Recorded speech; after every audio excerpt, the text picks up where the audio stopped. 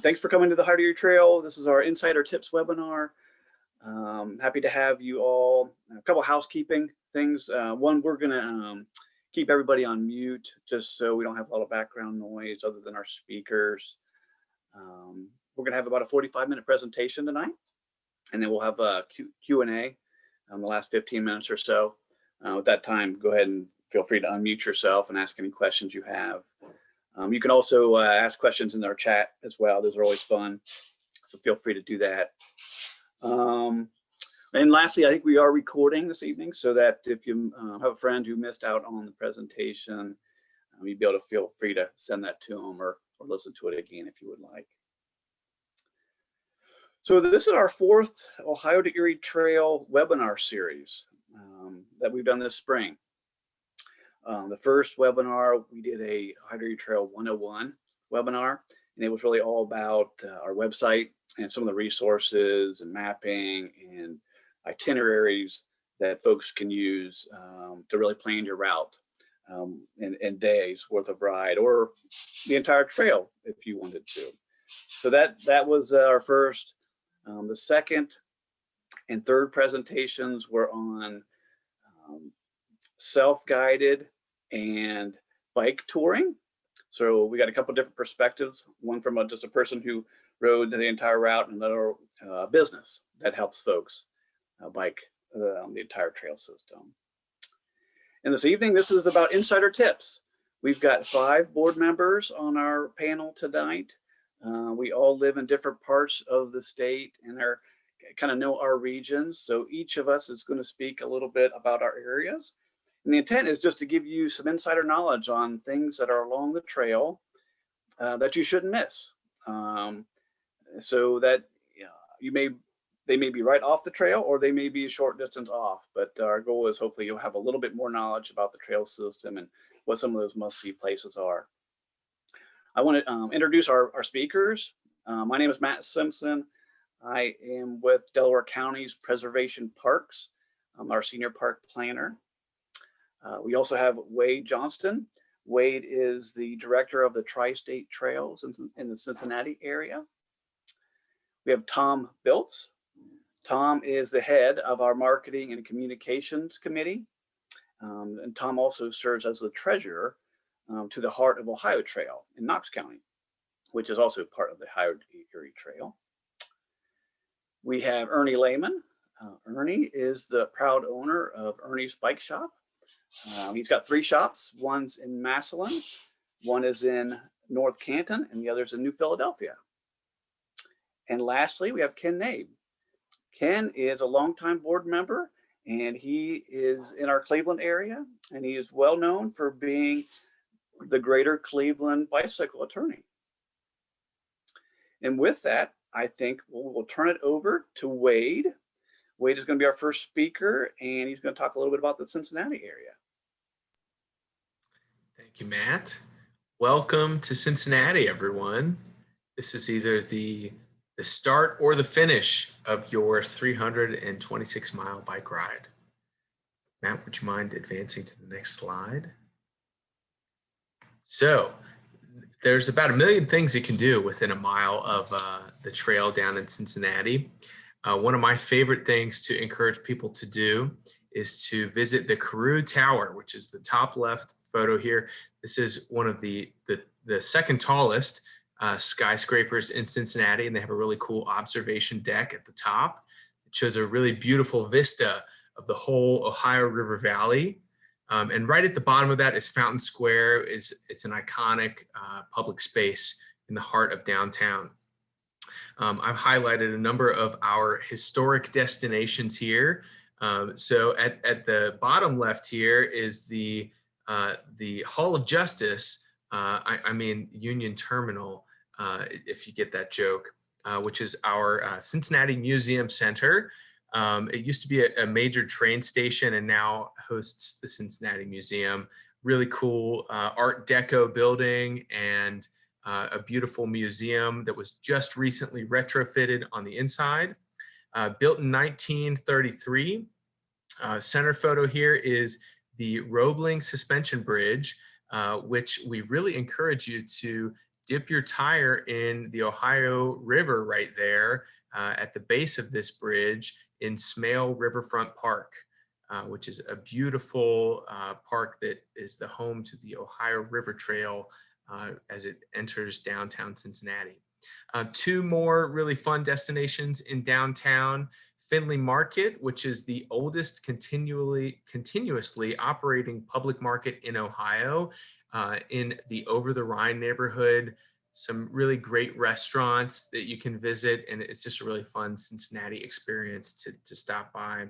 And then right next door or close nearby is Music Hall and Washington Park. If you're into classical music, it's a really beautiful historic building in Over the Rhine, and a beautiful public space on the outside. Both Music Hall and or both Washington Park and Fountain Square have public live music frequently, so I encourage you to stop by. And one other destination, if you're planning on staying in a hotel, the 21C Hotel is a really fun hotel that's a part of the Cincinnati Art Museum downtown. Just a fun kind of eclectic experience if you're planning on staying the night. Next slide, please. So as you traverse a little further north along the trail, there's a number of really fun destinations. The first one I'll highlight is Milford, Ohio, what they call the Junction. That's the bottom left slide there. There are 7 key trail corridors that go through this area, including the Ohio to Erie Trail, the Little Miami Scenic Trail, the Buckeye Trail, the American Discovery Trail, the North Country Trail, the Sea to Sea route, and the Underground Railroad cycling route. So it's a cool destination. If you venture off the trail a little bit, there's a wonderful ice cream shop called the Old Milford Parlor and the Little Miami Brewing Company. I'll highlight a couple other breweries that are along the way from Cincinnati to Milford: the Moorline Lager House, Streetside Brewery, Deadlow Brewery, 50 West Brewery, Little Miami Brewing Company in Milford here. And go a little further north, the Cartridge Brewing Company. And if you get to the top of where I'm stopping is the Yellow Springs Brewery. Also have if you're planning on staying the night, you can venture up to Lebanon, Ohio, along the Countryside YMCA Trail and stop at the Golden Lamb, which is the top left slide there or picture there. This is the oldest hotel in Ohio. There's a really fun restaurant that you can visit there in Lebanon, and a nice, beautiful, historic town. Venture a little further north, and you can stop by Caesars Creek State Park, which a little bit off the trail, but there's a fun pioneer village that you can visit. And then also associated with the park is a campground, which is a great place to make your destination. And then one other destination is Loveland, downtown Loveland. That's the bottom left photo there. It's also known as the Loveland Bike Trail in this part of town, one of the first segments of the Little Miami Scenic Trail. A really fun destination, lively downtown with a lot of great restaurants. So with that, I'll pass it off to the next presenter.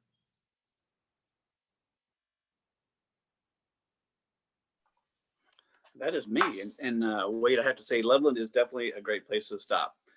I did the whole trail last summer, and we started in Cincinnati. We made it to Loveland at noon, and after having a couple beers at the local brewery, it was difficult to keep moving on and finishing out my 100-mile day. But that was a really cool town. So I think as we move north, we get into more Central Ohio in the Columbus area. And with that, one of the things that we have in Central Ohio that I would consider as we need more of these kind of places is the trailside camping in London, Ohio. And London is about 30 miles southwest of Columbus.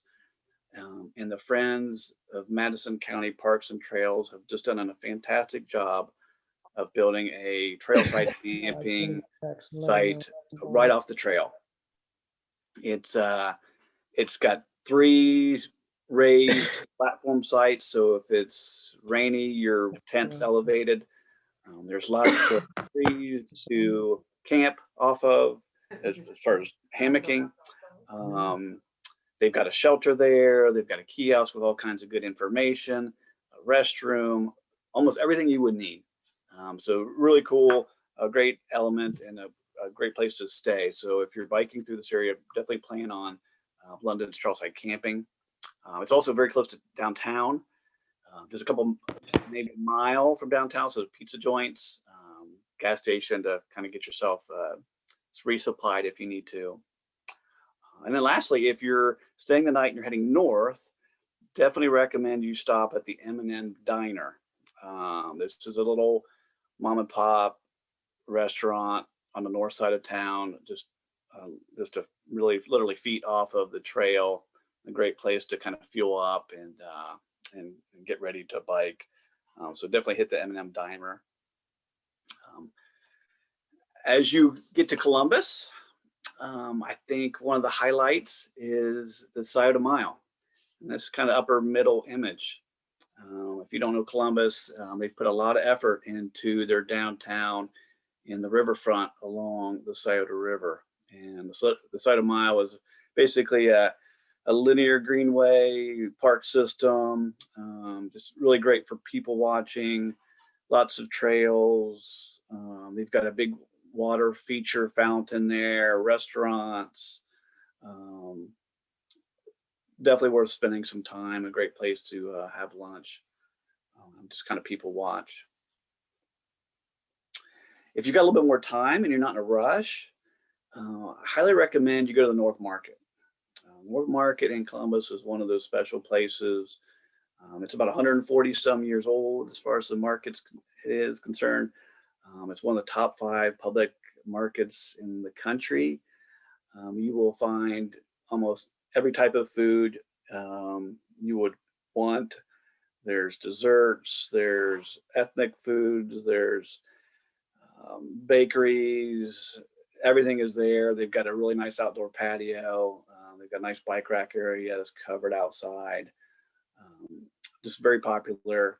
Places like Jenny's Ice Cream and Cheryl's Cookies got their start there. So if you're a foodie and you're interested and have the time, definitely hit up the North Market. It's a highlight.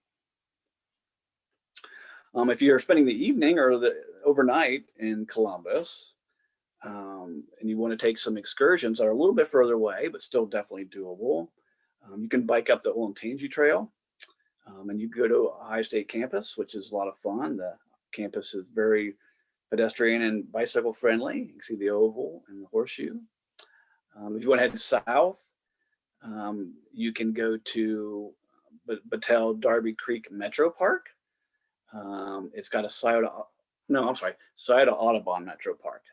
That's the upper right-hand corner. And it's just about a mile off of the Erie Trail south on the Scioto.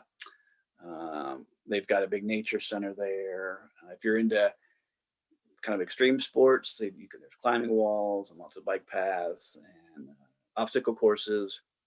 So tons to do there as well. Right next to Scioto Audubon is German Village in the Brewery District. So again, another really great place to stay if you're looking for an overnighter. And then lastly, if you want to get a little bit out of town and not so much in the inner city, I recommend a few spots about 15 miles north, maybe a little further. The city of Westerville has a really nice main street. The bike path and trail is just a few blocks away, easy to get to, and they've got all kinds of good restaurants and shops and things to check out. And then if you want to go a little further, the town of Galena and Sunbury both have cute little downtowns. Galena's a really small little community, but has some great shops. Sunbury is a little larger, have a kind of nice public square. So those are 2 great places to visit kind of in the central Ohio area. I think I'll turn it over now to Tom and a little bit about Knox and Holmes County. Hello, everybody. This is Tom Belts, and I live south of Mount Vernon, and I'm going to give you a tour of Knox and Holmes County, a quick tour, and later you'll hear me talk about the Akron area where I lived most of my life. But we'll start at the south end at Centerburg. In Centerburg, you enter Centerburg on the Heart of Ohio Trail. And as you saw the picture that just went by, there's a pretty neat selfie sign there. It's the midpoint of the Erie Trail. Centerburg is the geographic center of Ohio. So the trail mounted that sign there. You can get behind it and take a picture. There's bike repair station, everything. Centerburg offers a few things that are kind of interesting. Like any small Ohio town, there are pizza places. Right next to that Centerburg selfie sign is Pizzaburg. And Pizzaburg on Fridays has a pizza buffet for $6, I'm sorry. As much salad and pizza you want and a soft drink. Now that hasn't been going on for the pandemic, but I hope that it returns. Long Branch Pizza is also in town. That's another great place. There's one of those in Sunbury too. For those that have sweet tooth, the Berg Bakery is on Main Street, which is only 2 blocks up from the trail. And a new coffee shop and coffee type restaurant is opening in that Centerburg mill called Kolache's. That is not open, but anticipates an opening later this year. The one thing you need to do when you leave Centerburg, about half mile from downtown Centerburg, you'll come to Memorial Park. And if you look to the side, one side, you'll see a big rock on a hill. That, my friends, is the geographic center of Ohio. So if you want to take a picture in the exact geographic center of Ohio, that is where you'll do it. So we'll follow the Heart of Ohio Trail north to Mount Vernon. It's about 15 miles. And in Mount Vernon, you'll come to Ariel Foundation Park, and that is on the picture on the upper right. And Ariel Foundation Park is an old Pittsburgh plate and glass factory that was repurposed into a park, and it's very unique. The tower you see in the background there, the Smokestack, you can climb, have a great view of the city, all of Knox County. And throughout this very large park, you're welcome to cycle the path, and you'll see all kind of interesting repurposing of buildings and structures, and it's very artistic. Just about a half mile from there is the CA&C Depot. That stands for Columbus, Akron, and Cleveland Railroad. And this trail is following that path all the way up to, I'm trying to think where it stops following. Right now it stops following it in right north of Millersburg. But the CA&C Depot is the gateway into downtown Mount Vernon. And on the upper left, you'll see a new addition to downtown a year ago. They have a fountain. I think there's 20-something dogs playing in the water. There's statues, and that is a real easy cycle, just a few blocks into downtown. It's full of benches and picnic tables. So very close by is a Dave's Cosmic Subs and some local places. Since breweries are popular, Stein Brewing has a very unique brewery in town. It's a 1850s Woodward Opera House has been restored, and the brewery's in there. Their food is extremely good, by the way, so I highly recommend that. Around the trailhead, you'll find just about any fast food. There's a new place there called Everlasting Cup that has unbelievably good donuts, and they also are Mideastern food there. We'll go on now, heading on the Kokosi Gap Trail. And what's interesting about the Kokosi Gap Trail, it's very shady also, and it has a lot of bridges, and their trailheads are especially pretty. One thing that I would recommend, about 3.5 miles into the Kokosi Gap Trail, you come across the Brown Family Environmental Center. That's a Kenyon College project, and they have an unbelievably beautiful perennial garden. So if you're passing through in the summer and into fall, it's well worth a stop. They have bike racks there. It's about a half mile outside of Gambier. You would really like it. One of the most popular places on the Erie Trail to get photos of is the Gambier Trailhead at Kenyon College. And there is a locomotive there. And it has, you can get up on that locomotive to your heart's desire, take pictures, ring the bell. There's a flatbed car behind it you can get up on. A very, very nice trailhead. Continuing on about another 4.5 miles, we come to Howard, Ohio. In Howard, Ohio, you see a lot in our publicity. It is the arch with a bright red building next to it. And that's a very popular place to take pictures. One thing that people don't do that locals would highly recommend is at Howard there, park your bike and walk up the hill. It's not that far a walk. And there's a place called the Howard Hilton, and it's kind of a funky place. It's a bar where you'll find cyclists, motorcyclists, Kenyan professors, working people, but they have unbelievably good hamburgers. So a trip to the Howard Hilton is a must. At the end of the Kokosi Gap Trail, another like 4.5 miles, you come to Danville, Ohio, and that's where the Mohican Valley Trail begins. And this will be your first taste of cycling with the Amish. This is where the Amish population begins in Danville. There's a lot of places to eat in Danville, right around the trailhead. There's a Witt's frozen custard. People love Witt's frozen custard. And there's a Subway and so forth. My favorite is a place 1 block off of the trail called The Hangout. It's on US 62. It's a very, very good food. It's a sports bar.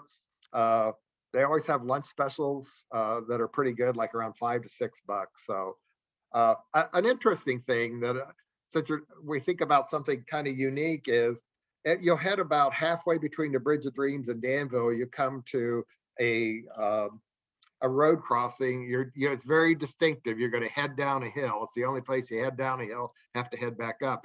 That is Tiger Valley Road. If you turn off on Tiger Valley Road and go a half mile, you'll come to Weaver's Furniture and Deli. And this is an interesting place. They actually will make deli sandwiches custom for you. The specialty of the Amish in this area is soft, hot pretzels that are dipped in butter. And on Wednesday, 1 free per person. So if you're cycling through on a Wednesday, that's the best place to go. About 2 more miles, you come to the Bridge of Dreams. Very, very photogenic place. A lot of people take pictures at the Bridge of Dreams. My hint for you here is that if you pass through the Bridge of Dreams and to the parking lot, they have paved the road to the Mohican River. And you can get some beautiful pictures of the river and the bridge from below, rather than seeing the view that you see on the bottom left there. So that's what I recommend there. It's a very nice place. They also have a primitive campground there. So if you're a camper, that's where you can camp. Now you'll enter true Amish country, Holmes County, and about 4 miles from the Bridge of Dreams, you're going to be climbing. You're going to be climbing pretty good, and you'll come to something called the Baddoe Pass. And this is when the railroad was there, they had to use locomotives to push the trains up, but unbelievably beautiful trail for the heart of the Ohio to Erie Trail. It's 7 miles of heavy woods and pure nature, and the climb is well worth it. And you kind of descend into a little town, and you'll end up cycling some quiet roads until you get to Kilbuck, and you'll again get on the Holmes County Trail continues. And at that point, the Holmes County Trail, it's double lane. You'll see more Amish now as we're getting close to the county seat of Millersburg. Once you get to Millersburg, there's some places that for travelers that I'd recommend if you're traveling through. The first exit you'll see, they have signage. I call them exits. I guess it's gateways. Is a Walmart, and it's worth getting off there even if you're not staying overnight, because how often do you see a Walmart with an Amish buggy barn with horses and buggies? And it's pretty cool. But go ahead if you're looking for a nice cheap lunch, not necessarily Walmart, but head through that parking lot straight to the road, and across the street is Trailside Deli. They will make sandwiches. That's another Amish place, but it is also a large one. And next to it's a coffee shop, Jitter's Coffee Shop, if you're a coffee person. If you continued up on the trail towards downtown, not even a quarter mile, you'll come to their hotel gateway. And that's where you would get off for the, I'm trying to think what hotels are there, the Comfort Inn and Holiday Inn. And there's also an East of Chicago company, a pizza company there. And again, it's another pizza buffet place, but it's good. Just about a mile up, you come to downtown Millersburg. It's Hip Station. It's a historic station. Make sure you cycle up the hill. Some people don't want to do that, but I highly recommend it. And that will take you to downtown Millersburg, which has a beautiful classic courthouse. Unfortunately, right now it's wrapped in some plastic being renovated, but let's hope it's short term. But it has a very nice downtown with a lot of antique shops. Hotel Millersburg's there, a very reasonable hotel, a very classic old-fashioned hotel. very good service. I recommend that. There's also a brewery there called Millersburg Brewing across from the courthouse, and a sports bar. When you continue on that Holmes County Trail, you're going to take it to the Wayne County line. But another thing you'll come to that's worth mentioning is about 1.5 miles above Holmesville, you'll come to the Cardinal Hill Grocery. And that is an Amish grocery store. You'll be able to see it from the trail. It's very distinctive.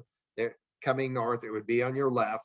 And you just have to walk 100 feet across the grass and into there. It's a very unique place. It's pure Amish with the gas lights and so forth. Very good food. They package a lot of, they call them bulk food. So they have like candies and snacks and stuff in small bags. What's also unique is this one has a very nice bike shop, believe it or not. They have all kind of bicycle parts, the basics. So, and I'm going to leave you in Fredericksburg. And Fredericksburg is where the Holmes County Trail ends. It's in Wayne County, actually. And in the middle of town is two very nice places. Lem's Pizza is a tradition in that area, a very good pizza shop. But across the street, a relatively new, about a couple years now, is the Salt Creek Cafe. And the Salt Creek Cafe has, it's a coffee shop as well as a restaurant with very good sandwiches. And their lunch specials are usually $5.95 or $6.95, but very good. It's air conditioning, comfortable seating. So if you're on a summer tour, it's well worth it. So that's where I'm going to leave you off. Thanks, Tom. There's lots to see in the Knox and Holmes County area. It is beautiful. I grew up in Gambier and Knox County, and you could just go on and on. I would suggest everybody to bike up into Gambier and see Kenyon College too. That's a fantastic spot and really pretty. But yeah, we're going to turn it over to Ernie and talk a little bit about the Massillon area.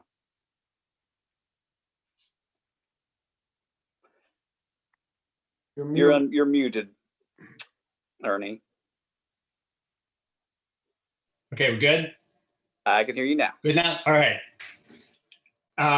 Just saying, Tom, it's a hard act to follow. You do have a lot to offer down that way. I am going to focus on Stark County mainly. You enter Stark County from Wayne County. Coming in through Wayne County, it's mostly agricultural. And you'll come into Massillon on the west side of town. And as you enter Massillon, you'll go underneath the Lincoln Highway Viaduct and the Tremont Viaduct. And underneath these bridges, the B&O Railroad Station used to stand. It is gone now, but if you look real close, you can see remnants of this old train station. And this area underneath the viaduct is an area that a local trail group here in town, Massillon Area Greenways, is looking to do improvements on, some historical interpretation, doing some planning, some landscaping. So in the next couple of years, that area should be, you should see some big improvements made there. As you come through underneath the bridges here, you're actually going to exit the Sippo Valley Trail, which is what comes through Wayne County and into Stark County. And you're going to get on the Ohio and Erie Canal Towpath Trail. And you do this by crossing over the Tremont Viaduct. Now, the Tremont Viaduct used to be Route 241, and it was a 4-lane bridge. A few years ago, they rerouted 241, and that bridge was no longer used for that highway. So it was reduced from 4 lanes to 3. And the nice thing was they used 2 of the lanes for vehicular traffic, and then they had a dedicated lane for cyclists and pedestrians. So you come across this bridge, and when they did the relocation, they refurbished the bridge. And one of the things they did is they renamed it the Vietnam Veterans Memorial Viaduct. And as you come across that bridge, you'll see it on the picture here on the right. They have 18 of these plaques, and there are 18 of young men who passed away in Vietnam. They were all local Massillon residents. Most of them were in their late teens or early 20s when they passed away. It's a real sobering thing to see these, but it's a pretty cool bridge to come across and take your time to stop and read some of these. They are gone, but these people are definitely not forgotten here in Massillon. when you come across the bridge, you exit the Tremont Bridge on a pretty elaborate switchback ramp, which will take you down and put you on top of the serves as the base of the trail through a big portion. And as you ride north on the trail, the river will be on your left, the Tuscarawas River. Now, it wasn't always that way. Back in late 40s and early 50s, they actually moved the river in Massillon. It used to run through downtown, and frequent flooding did a lot of damage to the downtown area. So they had a huge public works project back in the early 50s, and they moved the river. They built the flood levee, and so now the river's on your left, where at one time it would have been on your right. And this is another thing that our local trail group would like to do, is interpret this whole project with some kiosks along the levee that show the construction work that was done, because it was an enormous project at the time. So if you stay on well, before I go on here, some bad news. The Corps of Engineers is doing some extensive work on the levee. They just started, the trail is closed right now, and it will be closed for the next at least 12 months, possibly 18 months, while they're doing this work. And thanks to Bob Niedenthal, he kind of set up a detour around the construction area.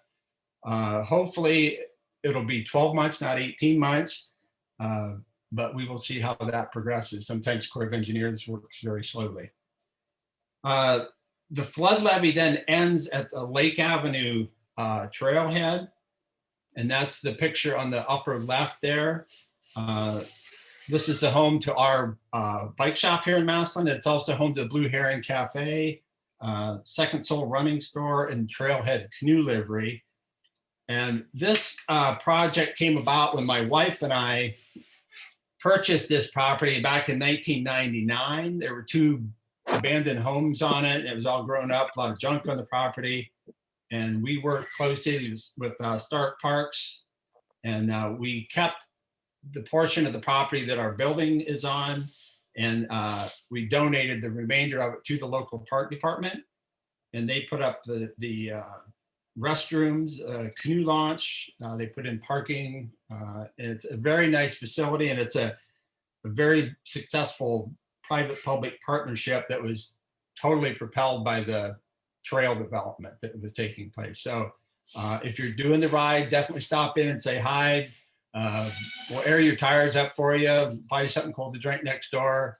And yes, they do have ice cream at the deli, so you want to be sure and stop there. Moving on from there, you'll continue 8 miles north to the village of Canal Fulton. And on the way, the lower left-hand picture, that's a nice camping site. If you go to the back of that campsite, it overlooks the river. Very secluded, very nice place to camp. And that would be just a couple miles north of our bike shop. The 8 mile stretch between our shop and Canal Fulton is probably the most popular stretch on the entire section through Stark County. And I think the main reason for this is because there is ice cream at both ends of that 8 miles. So I think that's why it is probably the most popular. But when you get to Canal Fulton, it's a really a nice little bustling town, and it's definitely reaping the benefits of the trail. There's lots of trail amenities, B&Bs, visitor center. They have an operating canal boat there, and restaurants, bars. So it's a nice little town to stop. And if you want to get off the bike for a while and walk around, it's got some nice architecture to check out.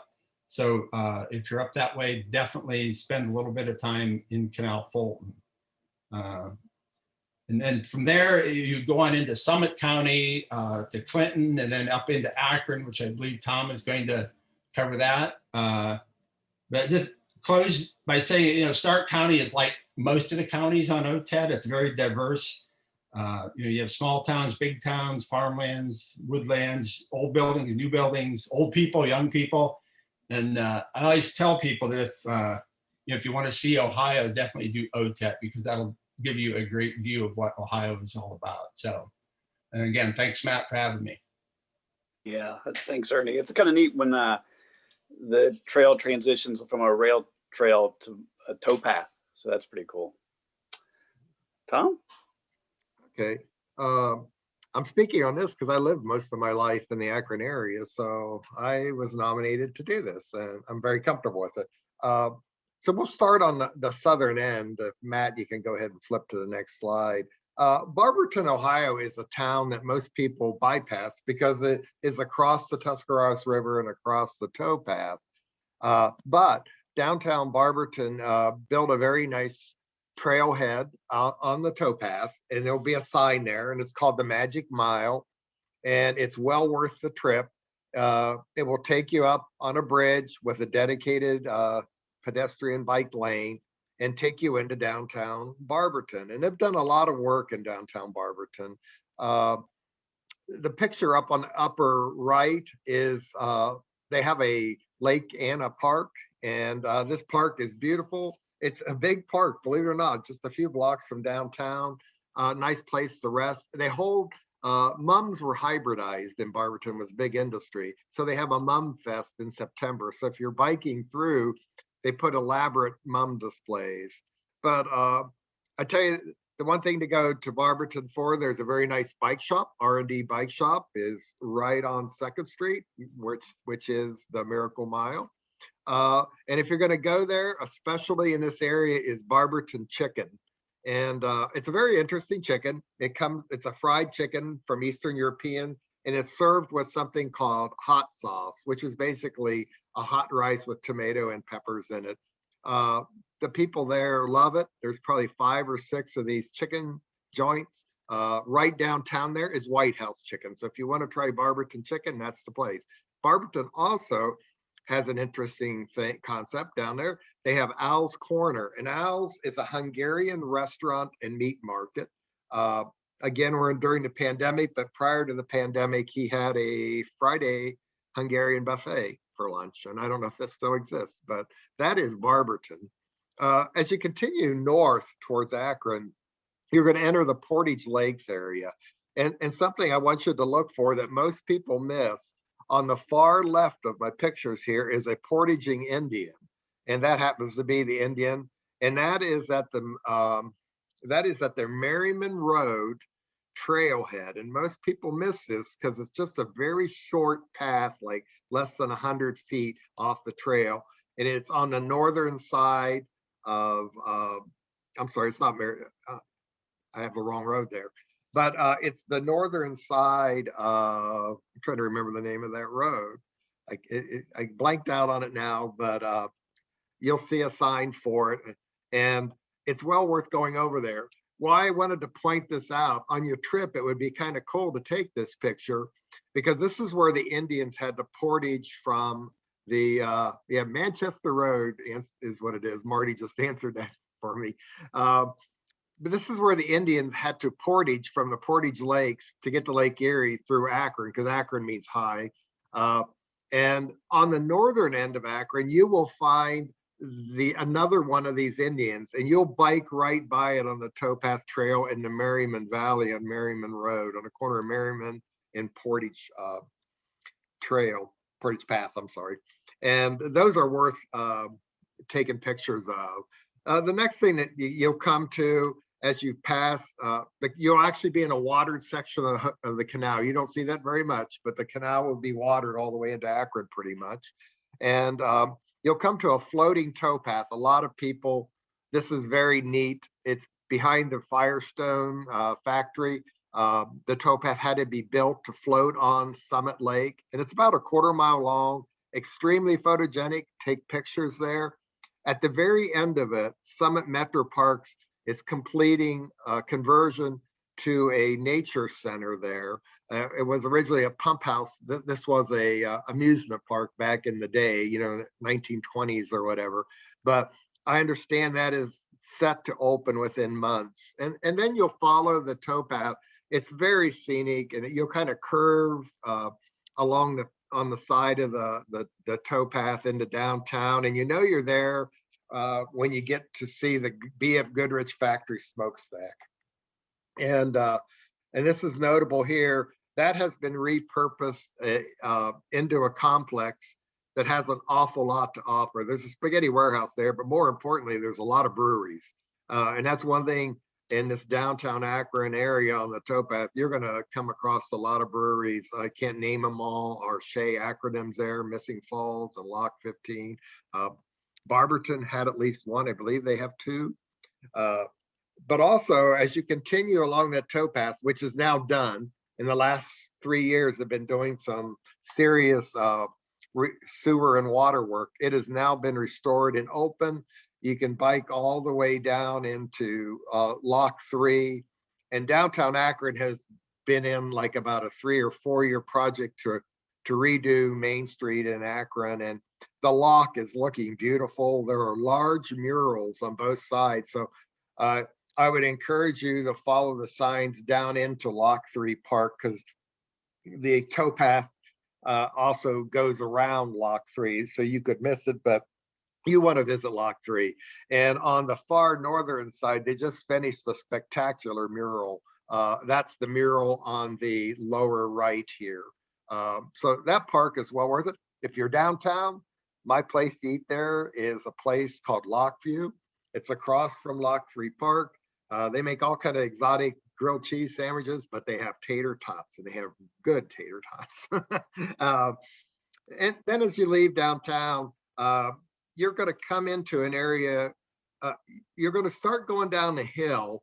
And I would recommend that you turn off. You'll see a sign there for the north side, Akron North Side, and also for the Cuyahoga Valley Scenic Railroad Station. And you want to get off there. And that north side's like an arts district for Akron. And it has like Akron's, I guess I would say, the classic Italian restaurant called Luigi's. That's also where Marriott is, right on the trail. So if you're looking for accommodations close to the trail in Akron, that's the place. About that railroad, the railroad is in the upper center picture here. That is a scenic railroad that will go to Cleveland, up to where Ken, the next speaker, is going to talk about. You can board with your bike. A lot of people don't know this. This is something a lot of people don't understand. If you are a hiker or a kayaker, they will let you do this bike aboard program. So in other words, if you're a kayaker, you can load a kayak into the bike. They'll load a kayak for you and you can kayak. And it will make like about 6 stops on its way up to Cleveland, Rockside Road in Cleveland. It's only $5. So it's a bargain. I think that's close to $20 if you paid for it. And as you continue through there, you'll come to, you'll continue through, you won't even know you're in inner city Akron, because you'll be going through a very natural space along the river. And you'll come to the Merriman Valley that is full of restaurants, a very nice bike shop called Blimp City. And then as you continue, you'll go into the Cuyahoga Valley National Park. And this is some pretty nice stuff that Ken's going to talk about, but I'll talk about a little. You can get off, like I said, the train has 6 stops. There's several stops below. The one photo op that you want to do is you'll cross something called the Beaver Marsh, again on a wood walkway. And right past the Beaver Marsh is something very interesting that a lot of people don't do. You will see a small sign for Hale Farm.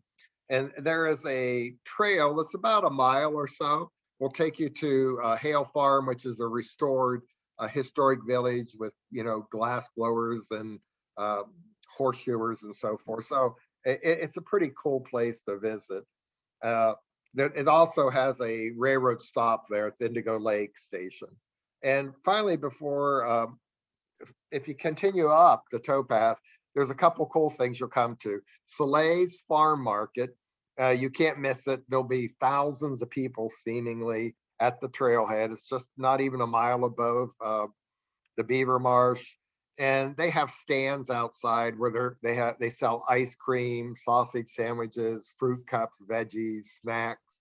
And of course, it's a farm market. They're famous for their corn. And past that is something neat called Deep Lock Quarry. And you can't miss it. I would definitely stop your bike to look there, because it's a lock probably triple the depth of a normal lock. So it's pretty interesting. What a lot of people don't know is you can take a trail, and it's a pretty short trail, I think about a half mile, and you'll go back into a quarry.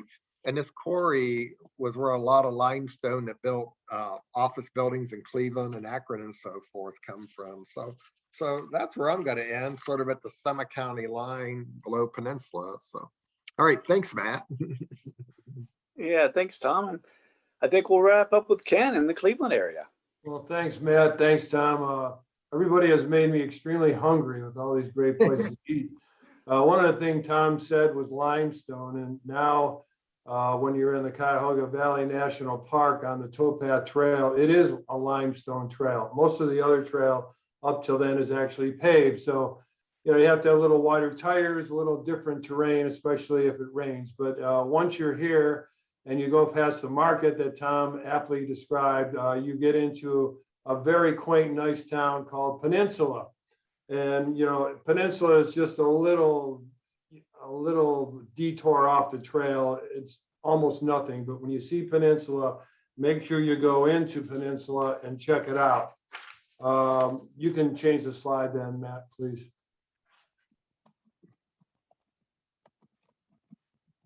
Okay, here we are now in Peninsula, and of course there's a train station there with restrooms that are easily accessible. There's a market, a store that's run by the Towpath that has Mitchell's ice cream, really good stuff there. There is a Century Cycle bike shop that rents bikes, but if you have a problem with your bike, there you are, right there in Peninsula off the trail. I've been through that area. It was muddy. I was full of mud. They even had a hose there, and they hosed me off at Century Cycle. Can't recommend them any higher. There's a bunch of places to eat there. There's there's a place called Fisher's, which is just down home good food. And there's also the Winking Lizard Tavern, which is a fun little place. Then you continue down on that trail, which is limestone, down towards Independence and Rockside Road. At Rockside Road, you have Yours Truly restaurant. It's right there on the trail. Definitely worth walking up, getting water, getting an iced tea, refreshing yourself. And then you continue down the very scenic Towpath, Cuyahoga Valley National Park, till you get to Rockside Road. In between there is another bike shop called Gear Up Bello. It's a little higher up in Independence, but if you need help, Brian is there to help you. Once you get to Rockside Road, you then continue north into some real inner city, but absolutely gorgeous country with the canal on the right side as you're heading north. And it's just absolutely beautiful and a gem. And you get down to Harvard Avenue, you take a left on Harvard, you come up to Jennings, it's almost complete. You go around Steelyard Commons, and at Steelyard Commons, there's places to stop and eat.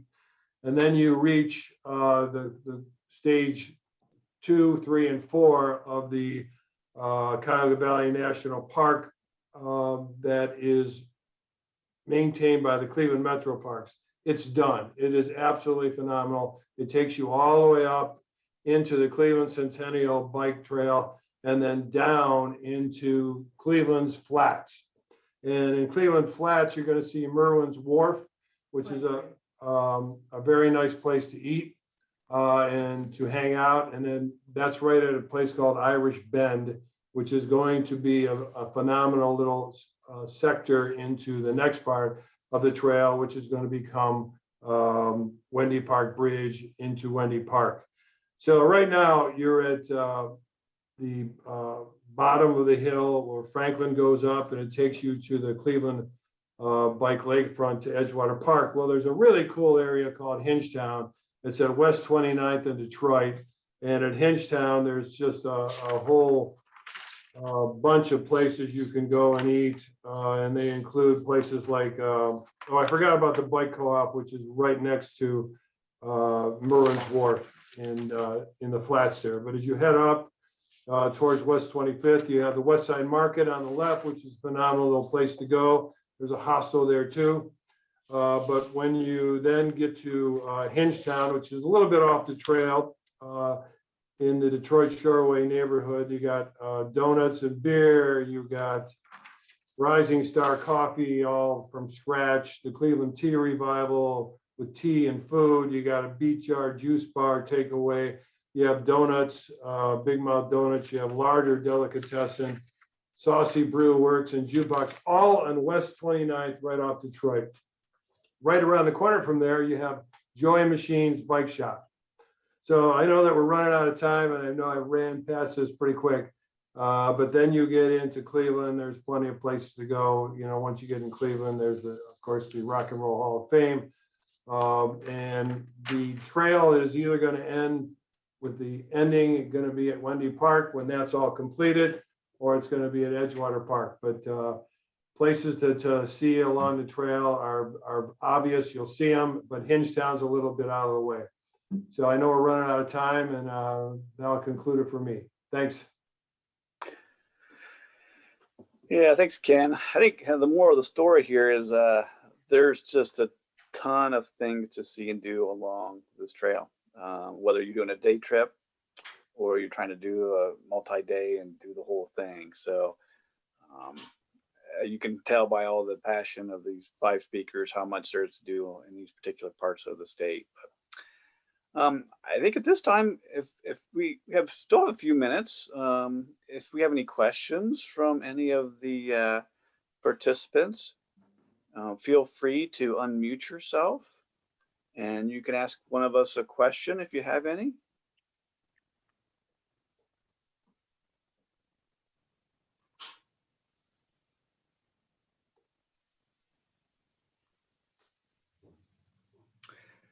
Tom, Hello? do we have any chat questions? Oh, do we have one? Ron has one. Thanks for taking me. I've enjoyed the presentations very much and I appreciate them. Just wanted to ask more specifically about lodging, availability of camping, as well as B&Bs or reasonably priced hotels along the way. Yeah, that's one of our most requested questions, I guess, is where do you stay along the route? Where can you camp? If you were to go on our Erie Trail webpage, we do have a resource guide for places to stay along the trail, both camping and hotels. We also have a digital online map that's getting more and more updated with those types of resources.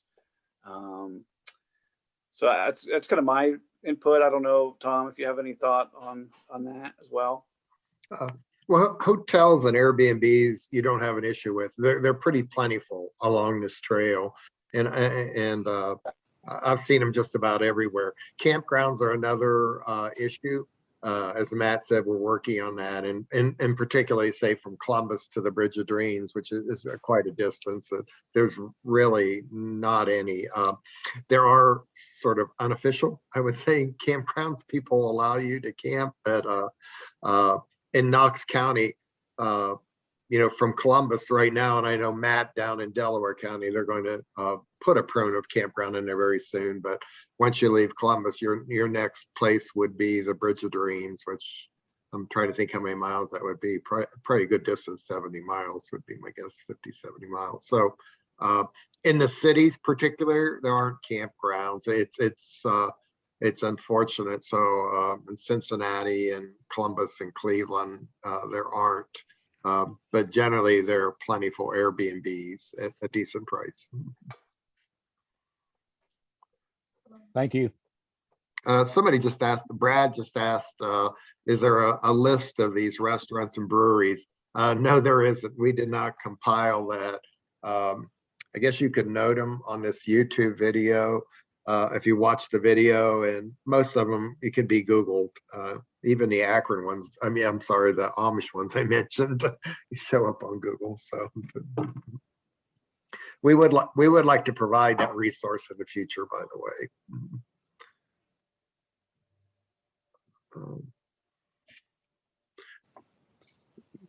I just like to say for the northern section, I just typed in my editor and marketing director Parker at klfohio.com if you want addresses for all the things that I ran through so quickly. So it's on the chat if you need it. And feel free to email her and she'll get you any information about any places that we talked about. Somebody have a question? Judy?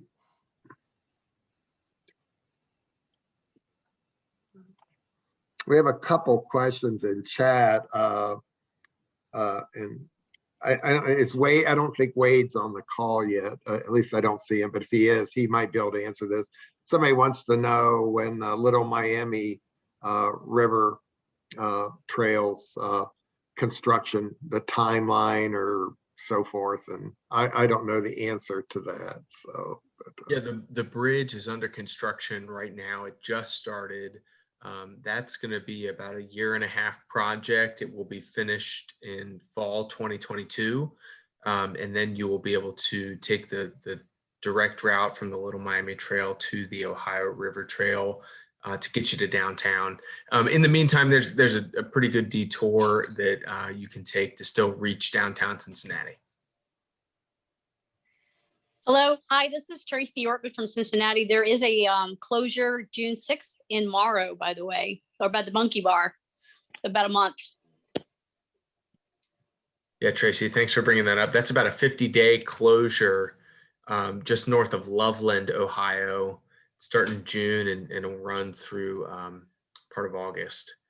Not a great detour to my knowledge at this point either. ODOT was still working on that. I think they had no detour. yeah.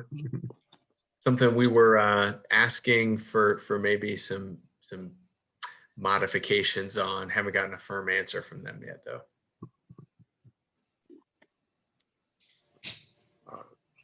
Tracy asked also, what was the best time to do the whole trail? And I think everybody probably has opinions. I like to do it in May, but you're susceptible to some storms. I'm actually doing half of it in next week. September and October, I think, are very beautiful times to do the trail. Ohio, I don't know if you're Ohioans, but Ohio can get pretty humid and muggy in the summer, but also quite beautiful. So. Have you seen the trail? This is Tracy again. Have you seen the trail get busier because of, obviously everybody's buying bikes, but that's why I asked about the time of the year. Is it really crowded? Is it doable in September and October? I'm sure there's enough room for everybody. Don't get me wrong. I'm just worried about the amount of folks. I feel, I don't know, Matt, I think we all work on the people on here for the border and trail advocacy type work. And, you know, I know in my county, we see a lot of local people, a lot of people coming for day trips into the trails in Knox County. But in terms of overnights and accommodations, I don't think that's an issue. I mean, there are places on this trail, particularly the area where Ken's talking about, Peninsula, it gets extremely busy at any time. And I guess if you could route your trip not on a weekend day on those areas, but I don't know. Does anybody else have any opinion on that of the speakers? That's what I would recommend, staying away from the Peninsula area on weekends, because that can be very, very crowded. Yes. Yeah, I did the trail over 4 days this summer, and it was people using it the entire way, but it wasn't busy until we got to the Peninsula area, and that was a Saturday. So a lot of walkers and stuff too on the trail, so it kind of slows you down. So if you have more, just plan on more time and a little slower pace. With the new Cleveland connectors, there's been a lot more bike and pedestrian traffic once you get into Cleveland. So again, I would follow everybody else and recommend doing it during the week. Same thing for Cincinnati, guys. Loveland is pretty busy on a Saturday, but during the week, it's much lighter. Yeah. I'd have to say Loveland is awesome. Having been through there, it's great, right on the trail. One of my I'm there every Wednesday night. one of my favorite. Drinking a beer. Another. Thank you, gentlemen. So somebody asked again, if will these be somewhere? Yes, they're on our YouTube channel, and I think Jody, if you look in the chat window, has listed the where our channel is on YouTube. It will take us a few days to get that put up onto those channels, but take a look at those channels, and there's a lot of other videos. We're just coming alive on that channel this year, so. I'm going to ask a question if we have some time. Just this was the last of our scheduled webinars, so now we're thinking of continuing. What else would you like to see? and you can put it in chat or online. We're thinking of possibly a session where we walk through the maps, walk through the directions, answer people's questions on navigation and stuff. Do you think that's worth a webinar?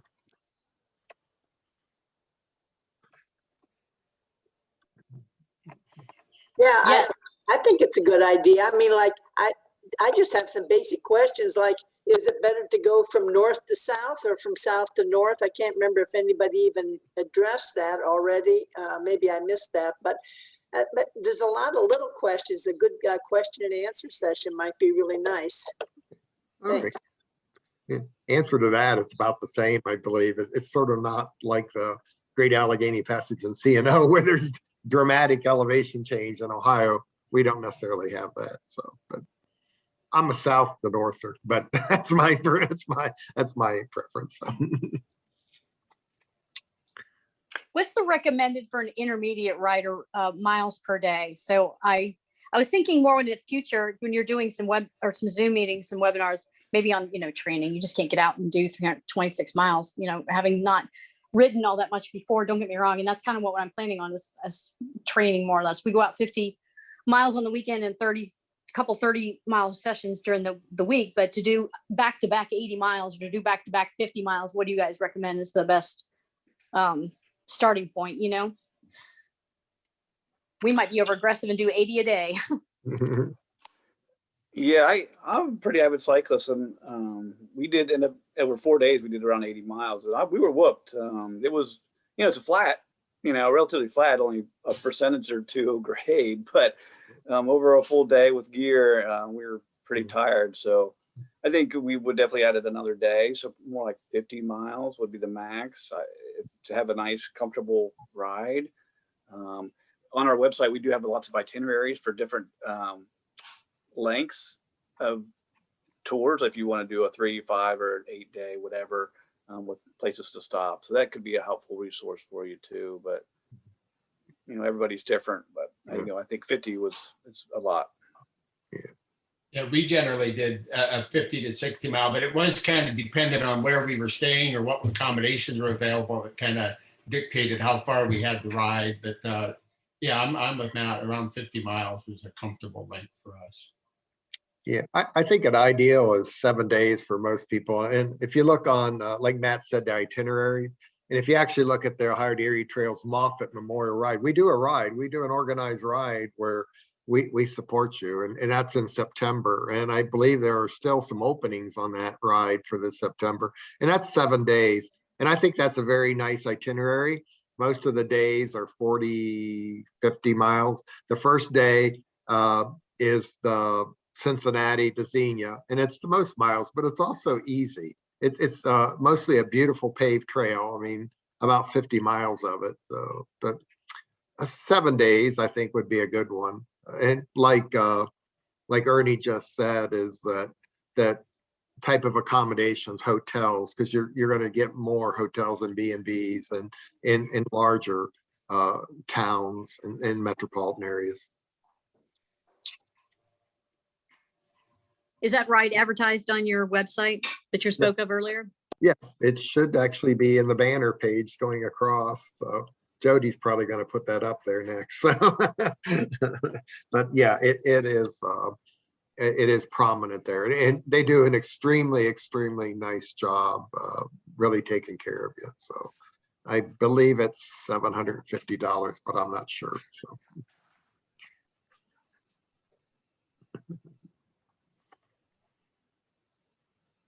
Well, I think we'll wrap it up for this evening. Again, thank you all for coming and participating. We really appreciate it. Keep an eye on our Facebook page and website for more details and information, and we'll see you on the trail.